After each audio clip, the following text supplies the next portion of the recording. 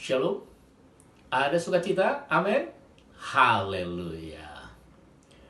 Bapak Ibu Saudara kasih dalam Tuhan, di hari yang spesial ini, yaitu Hari Raya Pentakosta, saya akan menyelesaikan firman Tuhan yang bertema arti penuh dengan Roh Kudus pada bagian kedua, yang terakhir.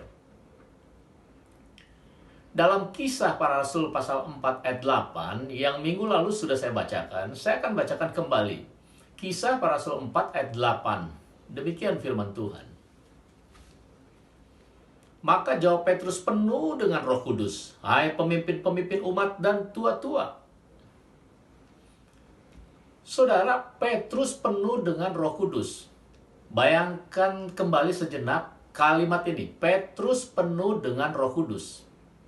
Saudara bisa memikirkan, apa sih yang dimaksud penuh dengan Roh Kudus? Seperti apa sih orang yang penuh dengan Roh Kudus? Apakah saya sudah penuh dengan Roh Kudus? Jawab Petrus penuh dengan Roh Kudus, "Hai pemimpin-pemimpin umat dan tua-tua." Minggu lalu kita sudah mempelajari bahwa sesungguhnya yang dimaksudkan penuh dengan Roh Kudus itu mencakup dua tahap. Tahap pertama, penuh dengan Roh Kudus secara temporal, atau seketika, atau sewaktu-waktu saja. Dan tahap kedua, penuh dengan Roh Kudus secara permanen, atau secara tetap, tidak untuk sementara waktu saja. Saudara, saya sudah selesai menjelaskan tahap pertama, penuh dengan Roh Kudus. Dan minggu lalu juga, saya juga sudah menjelaskan pendahuluan dari tahap kedua, penuh dengan Roh Kudus secara permanen. Mari kita lanjutkan. Penuh dengan Roh Kudus secara permanen ini dapat dialami oleh setiap orang percaya dalam beragam situasi atau kondisi hidupnya. Dan dapat terjadi sejak seseorang percaya kepada Yesus Kristus sebagai Tuhan dan Juru Selamat pribadinya. Bapak Ibu Saudara kasih dalam Tuhan, karena peran Roh Kudus dalam hidup kita itu sifatnya permanen, maka hal inilah yang memungkinkan kita dapat hidup penuh dengan Roh Kudus secara permanen. Saya katakan memungkinkan, itu artinya bisa terjadi, tapi juga bisa tidak terjadi. Mengapa seperti itu? Perhatikan baik-baik saudara. Roh Kudus adalah pribadi dari Allah Tritunggal yang kita percaya dan kita sembah. Sebagai pribadi, Roh Kudus mempunyai pikiran, perasaan, dan keinginan. Saya ulang. Sebagai pribadi, Roh Kudus punya pikiran, perasaan, dan keinginan. Roh Kudus tinggal menetap dalam diri kita orang percaya. Dwell in, tidak keluar masuk lagi sampai kita mati. Dan Roh Kudus akan menuntun kita ke dalam seluruh kebenaran firman Tuhan. Maka, ketika pikiran, perasaan, dan keinginan kita sesuai dengan pikiran, perasaan, dan keinginan Roh Kudus, disitulah kita disebut hidup penuh dengan Roh Kudus secara permanen. Saya ulang. Ketika pikiran, perasaan, dan keinginan kita sesuai dengan pikiran, perasaan, dan keinginan Roh Kudus, disitulah kita disebut hidup penuh dengan Roh Kudus secara permanen. Penuh dengan Roh Kudus secara permanen hanya bisa didapatkan oleh seorang yang hidupnya dipimpin oleh Roh Kudus. Pikiran, perasaan, dan keinginannya terus-menerus dipimpin oleh Roh Kudus selama hidupnya. Itulah sebabnya harus ada peran aktif dari kita untuk dapat hidup penuh dengan Roh Kudus secara permanen ini. Di mana pikiran, perasaan, dan keinginan kita tidak bisa lagi semau kita sendiri. Orang yang mau bebas melakukan apa saja semau diri sendiri, termasuk berbuat dosa, sebenarnya ia masih diperbudak dosa. Dia tidak akan pernah dapat hidup penuh dengan Roh Kudus secara permanen. Jadi, bagaimana caranya agar kita dapat memiliki hidup yang dipimpin oleh Roh Kudus? Yaitu jawabannya dengan menyerahkan dirinya sepenuhnya menjadi milik Kristus. Siap untuk menyangkal diri, melawan hawa nafsu kedagingan dan hal-hal duniawi lainnya. Penuh dengan Roh Kudus secara permanen berarti kita secara aktif dan terus-menerus menyangkal diri kita. Latihlah diri kita setiap hari untuk menyangkal diri. Bagaimana caranya? Taatilah Roh Kudus yang aktif dan terus-menerus memimpin hidup kita. Dan kembangkanlah sifat-sifat ilahi yang sudah dikaruniakan Roh Kudus kepada kita. Ingat, usaha kita ini hanya bisa berhasil jika kita memelihara hubungan yang intim dengan Roh Kudus. Memelihara hubungan yang intim dengan Roh Kudus artinya kita setia berdoa setiap waktu. Setia membaca firman Tuhan setiap hari.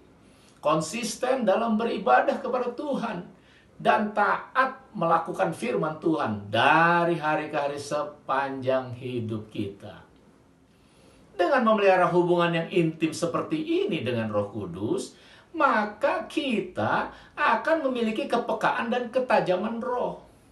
Inilah yang dimaksudkan penuh dengan Roh Kudus secara permanen. Dan orang yang penuh dengan Roh Kudus secara permanen akan membuahkan sifat-sifat ilahi, yaitu yang disebut buah roh. Saya ulang. Orang yang penuh dengan Roh Kudus secara permanen akan membuahkan sifat-sifat ilahi, yaitu yang disebut buah roh. Apa itu buah roh?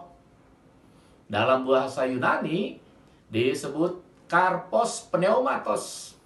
Ini adalah istilah dalam Alkitab yang merangkum 9 sifat dari hidup seorang Kristen sejati. Mari kita baca Galatia pasal 5 ayat 16 sampai 26. Galatia 5 ayat 16 sampai 26. Saya akan bacakan untuk saudara. Maksudku ialah hiduplah oleh roh, maka kamu tidak akan menuruti keinginan daging. Sebab keinginan daging berlawanan dengan keinginan roh, dan keinginan roh berlawanan dengan keinginan daging.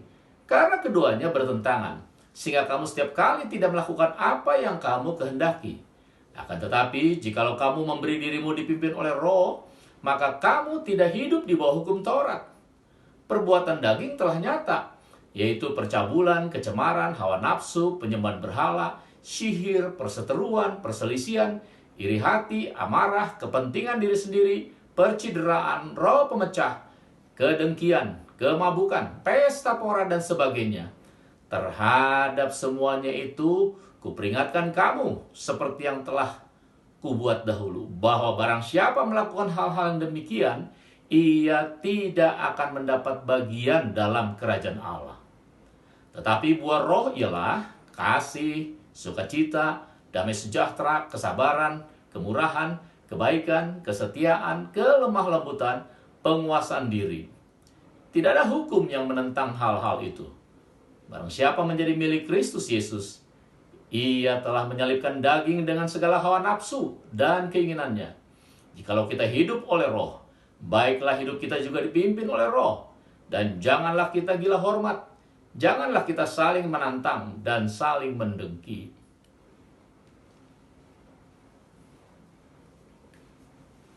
Saudara, perhatikan baik-baik. Meskipun untuk buah roh ada tertulis 9 sifat, tetapi dalam bahasa aslinya untuk buah adalah kata tunggal. Hal ini menegaskan bahwa hanya ada satu macam buah dengan 9 sifat. Jadi bukan buah-buah roh seperti yang sering diucapkan orang, melainkan buah roh, yaitu hanya satu buah roh dengan 9 sifat. Dengan demikian, seseorang yang penuh dengan Roh Kudus secara permanen, dari dirinya mengalir satu buah roh yang di dalamnya ada 9 sifat. Seorang yang penuh dengan Roh Kudus secara permanen tidak mungkin mengalir dari dirinya hanya 1 atau 3 atau kurang dari 9 sifat itu. Seorang yang penuh dengan Roh Kudus secara permanen, pasti dari dirinya mengalir ke 9 sifat itu bersamaan. Tidak mungkin ia memiliki kasih, tetapi ia tidak memiliki penguasaan diri. Itu tidak mungkin. Ini artinya jika ia tidak memiliki penguasaan diri, berarti ia juga tidak memiliki kasih. Karena perhatikan sekali lagi, ke-9 sifat ilahi itu ada dalam 1 buah roh, bukan 9 buah roh. Saudara, jika kita perhatikan, sebelum penyampaian ayat-ayat dari sifat buah roh ini, terlebih dahulu disampaikan ayat-ayat peringatan tentang perbuatan daging. Dengan sejumlah sifat-sifat buruk yang berlawanan dengan buah roh. Jadi, penuh dengan Roh Kudus secara permanen harus ditandai dengan adanya buah roh yang mengontrol dan menuntun kehidupan kita. Artinya, akan selalu terlihat buah roh dalam kehidupan kita sehari-hari. Sebab hal ini akan melekat dalam diri orang tersebut dan tidak bisa lenyap sampai selama-lamanya. Berbeda dengan karunia-karunia roh yang bersifat sementara, sedangkan buah roh bersifat permanen. Penuh dengan Roh Kudus secara permanen inilah yang harus kita perjuangkan, lebih dari penuh dengan karunia-karunia Roh Kudus atau penuh dengan Roh Kudus secara temporal. Karunia-karunia Roh Kudus tidak bisa menjadi ciri kedewasaan rohani seseorang, tapi buah roh lah yang menunjukkan kedewasaan rohani seseorang. Pada dasarnya, penuh dengan Roh Kudus secara permanen itu sama artinya dipenuhi pikiran, perasaan, dan keinginan Allah Tritunggal yang kita percaya dan kita sembah. Dan hal ini akan selalu terlihat melalui buah roh yang melekat di dalam seluruh gerak-gerik hidup kita sehari-hari. Secara singkat, saya akan menegaskan arti dari buah roh yang di dalamnya terdapat 9 sifat Allah yang harus mengalir dalam kehidupan kita. Buah roh yang pertama, kasih. Kita mulai dari kasih. Jika kita penuh dengan Roh Kudus secara permanen, kita pasti memiliki kasih. Apa itu kasih? Kasih di sini berasal dari bahasa Yunani agape, yaitu kasih yang menunjukkan kehendak hati yang murah hati dan tidak dapat dikuasai, dan yang selalu menginginkan kebaikan orang lain tanpa peduli apa yang dilakukan orang itu. Kasih di sini merupakan kasih yang diberikan cuma-cuma tanpa mengharapkan balasan dan tidak mempertimbangkan nilai pemberiannya. Kasih agape menggambarkan kasih Allah yang tanpa pamrih kepada dunia ini, yang digambarkan melalui pengorbanan Yesus di kayu salib untuk menebus dosa manusia. Seperti yang dikatakan dalam 1 Korintus pasal 13 ayat 4 sampai 8, 1 Korintus 13 ayat 4 sampai 8. Demikian firman Tuhan. Kasih itu sabar, kasih itu murah hati, ia tidak cemburu, ia tidak memegahkan diri dan tidak sombong, ia tidak melakukan yang tidak sopan dan tidak mencari keuntungan diri sendiri, ia tidak memarah dan tidak menyimpan kesalahan orang lain, ia tidak bersuka cita karena ketidakadilan, tetapi karena kebenaran. Ia menutupi segala sesuatu, percaya segala sesuatu, mengharapkan segala sesuatu, sabar menanggung segala sesuatu. Kasih tidak berkesudahan, nubuat akan berakhir, bahasa roh akan berhenti, pengetahuan akan lenyap. Hal yang kedua, sukacita. Kata Yunani yang digunakan untuk sukacita ini adalah kara, yang berasal dari kata charis. Jadi sukacita ini bukan kebahagiaan manusia yang sesaat saja, melainkan sukacita sejati yang bersumber dari Roh Kudus. Sukacita yang merupakan ekspresi dari roh dalam kesusahan. Misalnya seperti jemaat Tesalonika, saat mereka mengalami tekanan berat akibat penganiayaan, tetapi di tengah kesusahan ini mereka terus mengalami sukacita besar. Kata kara mempunyai makna sukacita yang besar karena Roh Kudus bekerja di orang itu. Jadi sukacita adalah kebahagiaan yang tetap di dalam Allah. Yang ketiga, damai sejahtera. Damai sejahtera yang dimaksud di sini merupakan keadaan istirahat yang tenang, yang dihasilkan dari mencari Allah, dan merupakan ekspresi dari kepenuhan, kesempurnaan, atau ketenangan jiwa yang tidak dipengaruhi oleh keadaan atau apapun tekanan dari luar. Wow, luar biasa.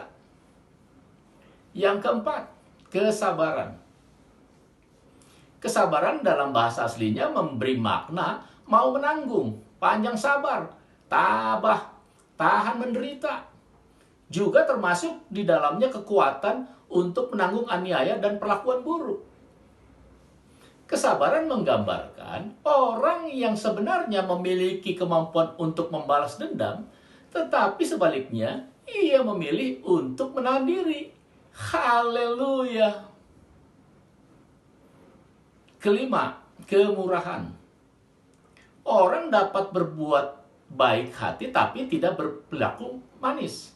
Kelakuan manis lebih bisa dapat diterima, sedangkan kemurahan merupakan tindakan yang bermanfaat bagi orang lain tanpa peduli tindakan yang sebelumnya. Kemurahan merupakan perbuatan baik yang nyata. Yang keenam, kebaikan. Sesuatu yang menunjukkan kualitas seseorang untuk bersikap baik.